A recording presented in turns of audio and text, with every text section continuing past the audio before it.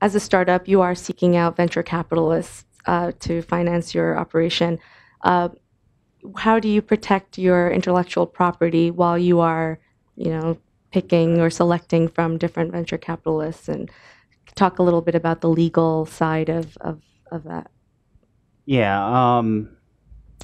Well, first of all, I don't think you select venture capitalists. It's more the opposite way around, because I would say less than 2% of startups get funded by venture capitalists.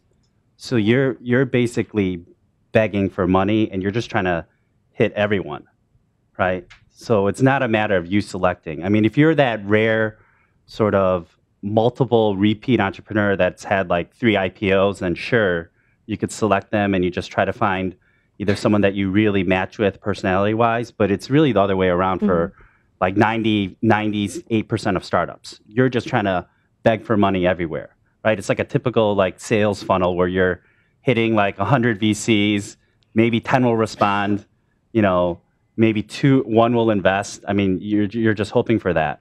In terms of the IP question, I mean, that's typically for people outside of Silicon Valley, they don't realize is that for every idea that you have, there's probably 50 people thinking of the same thing, and there's probably 10 people trying to execute on it.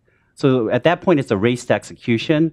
So it doesn't really matter about patent protection, et cetera, for majority of startups. And also that's why no VC is ever going to sign an NDA.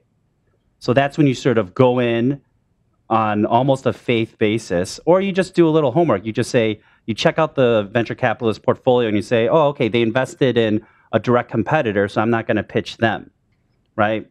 But then you sort of pitch other people. You can't worry so much about IP and whether this is like, that's the real differentiating factor. It isn't. It's all about execution. I think Bernard makes a really important point here. There is a real cultural distinction between Silicon Valley and I would say startups across the entire globe.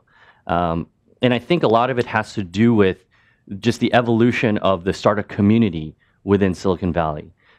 This concept or this notion that, the idea that you have, someone has already had it. And the idea is not what's important. It's about how do you execute that idea. And so when you go, and I spent a lot of time or enough time in Silicon Valley speaking with, a lot of people. And one of the things that you realize is people are very open about their ideas. Oh, I have this great idea to do this.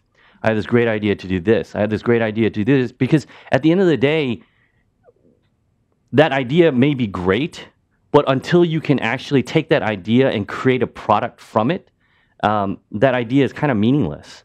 And by actually networking through that idea, you find the right partners and the right people to actually execute on that idea. And so me personally, I tend to have that type of mentality where I'm just much more open about where we are, because it is about execution. It's about, of that 1,000 things on your to-do list, which top 10 things are you doing? And are you making the right judgment in those top 10 things? Yeah, and specifically, if you look at examples of even like hot, crowded spaces, like when YouTube launched, there was literally like 30 like companies. How do you know who's going to succeed? If you ask the YouTube founders, they probably don't even know their secret sauce, really. I mean, they sort of like could estimate in hindsight, but YouTube just took off compared to the 30. Same thing is with online storage, Dropbox, Box. Like no one, like I know so many of my friends that passed on investing in Dropbox. Right? No one knew. They're like, oh, I don't know. I passed on it. It looked like everyone else. But there were literally like 30 also competitors. They're all the same. And it was all just like a race to execution. So.